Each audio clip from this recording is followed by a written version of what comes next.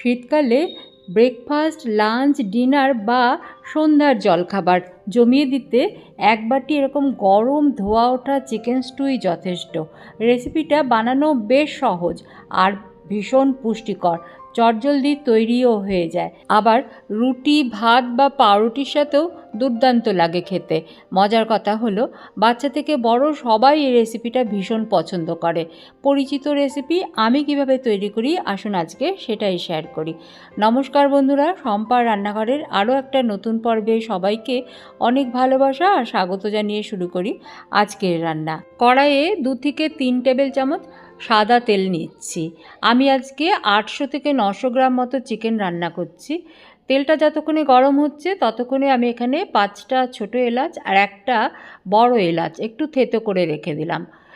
তেলের মধ্যে 2টো তেজপাতা আগে একটু ভেজে নিচ্ছি, তারপরে এর মধ্যে দিচ্ছি একটা দারুচিনির টুকরো আর থেতো করে রাখা এলাচ। এই যে ফোড়নটা আমি দিলাম, এইভাবে ফোড়ন দিয়ে যদি চিকেন স্টু রান্না করেন দেখবেন ভীষণ ভালো এর ঘ্রাণ আসে। মানে আপনি রান্না করছেন রান্নাঘরে, অথচ এর ঘ্রাণে পুরো বাড়ি ম করবে। ফোড়নটা ভাজা হয়ে গেলে এখানে আমি একটা বড় সাইজের পেঁয়াজ এরকম করে কুচিয়ে ভেজে নিচ্ছি। পেঁয়াজটা খুব লাল করে ভাজবো না, হালকা ভাজা হবে।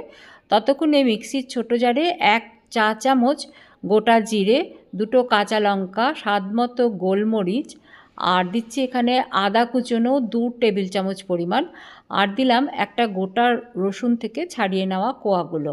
মিহি করে এটা পেস্ট করব, তবে তার আগে এর মধ্যে দিয়ে দিচ্ছি 1 টেবিল চামচ ধনের গুঁড়ো।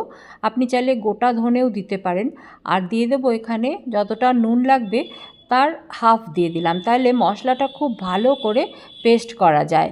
অল্প একটু জল মেশাবো, নিয়ে মিহি একটা পেস্ট তৈরি করে রেখে দেব। দেখুন পেস্ট তৈরি করা হয়ে গেছে। মিক্সির ছোটো জারটা ধুয়ে অল্প একটু জলও এর মধ্যে মিশিয়ে দিলাম, যাতে একটুও মশলা নষ্ট না হয়।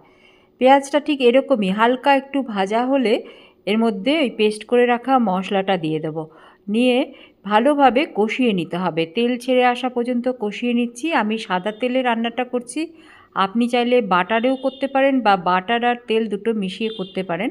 আর এই রান্নায় আমি হলুদ দিই না, আপনি দিলে খুব সামান্য একটু হলুদের গুঁড়ো মেশাতে পারেন, রঙটার একটু হেরফের হবে। একটু সাদা সাদা চিকেন স্টু দেখতে বেশ ভালোই লাগে। দেখুন তেল বেশ ছেড়ে এসেছে। এবারে এর মধ্যে আগে থেকে টুকরো করে রাখা সবজি মেশাচ্ছি। দিচ্ছি আলু, ক্যাপসিকাম, গাজর আর পেঁপে। আপনি চাইলে বিনও মেশাতে পারেন, এর মধ্যে ব্রোকলিও দিতে পারেন। খুব বেশি সবজি দিয়ে দিলে আবার সবাই পছন্দ করে না, তাই এইটুকুই আমি দিই। খুব বেশি সবজি দিয়ে ভিড় করে দিই না। সবজিগুলো দেওয়া হলেও আরও কিছুক্ষণ কষিয়ে নিচ্ছি। নিয়ে এর মধ্যে ওই যে বললাম 800 থেকে 900 গ্রাম চিকেন রয়েছে আমার কাছে, সেটা বেশ ভালোভাবে ধুয়ে জলটা একদম ঝরিয়ে নিয়েছি।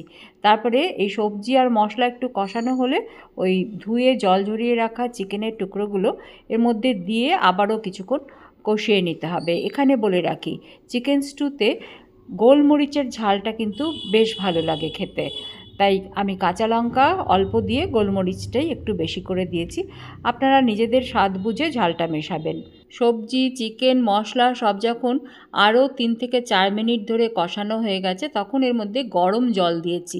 আমি দুঃখিত, গরম জলটা দেওয়ার সময় ক্যামেরা অন করা ছিল না, ওটা যে অফ করা হয়ে গেছিলো আমি সেটা খেয়াল করিনি। যাই হোক, এর মধ্যে গরম জলই মেশাবেন। আমি গরম জল দিয়েছি আর স্বাদমতো নুনও দিয়ে দিয়েছি। চিকেন স্টু যখন ফুটতে শুরু করেছে তখন এর মধ্যে ধনেপাতার এই ডাঁটিগুলো, পাতা নয় ডাঁটিগুলো পরিষ্কার করে ধুয়ে দিয়ে দেবেন। অদ্ভুত সুন্দর এর ঘ্রাণ আসবে আর স্বাদটাও ভীষণ ভালো লাগবে। ঢাকা দিয়ে সব কিছু ভালো মতো সেদ্ধ হয়ে যাওয়া পর্যন্ত রান্না করছি। আপনি চাইলে এটা প্রেশার কুকও করতে পারেন। আমি 10-12 মিনিট রান্না করলাম মিডিয়াম আঁচে। দেখুন বেশ ভালো মতো সেদ্ধ হয়ে গেছে।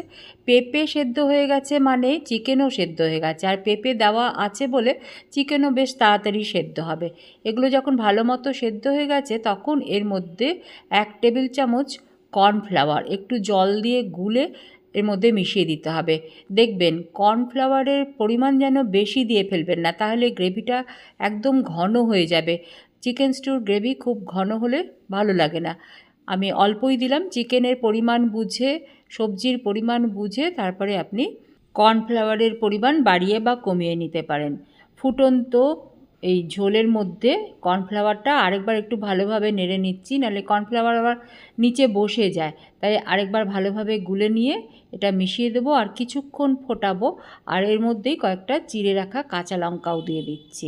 ব্যাস, আমাদের চিকেন স্টিউ কিন্তু রেডি। একবার ফুটে উঠলেই আঁচ বন্ধ করে দেবো। আর আজ আমি চিকেন স্টিউ পরিবেশন করব ব্রেডের সাথে।